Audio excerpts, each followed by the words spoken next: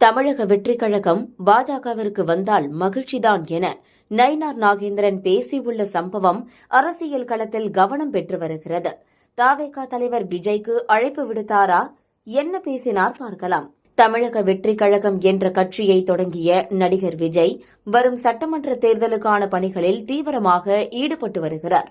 அண்மையில் விழுப்புரம் மாவட்டம் விக்கிரவாண்டியில் நடந்து முடிந்த தவேகவின் முதல் அரசியல் மாநாட்டில் கூட்டணி குறித்து விஜய் பேசியது கவனம் பெற்றது. அதில் கூட்டணிக்கு வருபவர்களை அரவணைப்போம் என்றும் கூட்டணிக்கு வருபவர்களுக்கு ஆட்சி அதிகாரத்தில் பங்கு உண்டு என குறிப்பிட்டு பேசியிருந்தார் தவேக தலைவர் விஜய். இந்த அரசியல் மாநாட்டுக்கு பின் விஜயை அதிமுக, பாஜக உள்ளிட்ட முக்கிய கட்சிகள் கூட்டணிக்கு அழைத்ததாக அவ்வப்போது சமூக வலைதளங்களில் செய்திகள் வலம் வர தொடங்கின. இதற்கெல்லாம் முற்றுப்புள்ளி வைத்து தவேக சார்பில் அறிக்கையும் வெளியானது.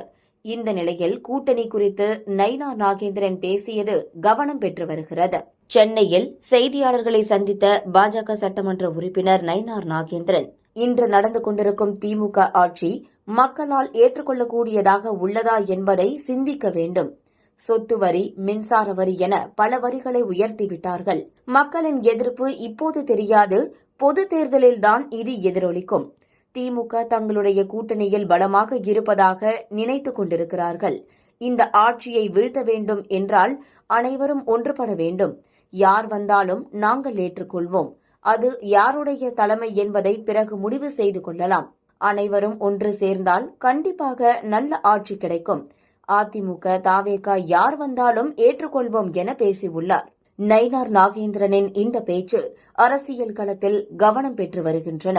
மறைமுகமாக தவேக தலைவர் விஜய்க்கு அழைப்பு விடுக்கிறாரா நயினார் நாகேந்திரன் என்ற கேள்வி பொதுமக்களுக்கு எழுந்துள்ளது. எல்லாம் ஒருமித்து வந்தா ரொம்ப சந்தோஷம் தானே.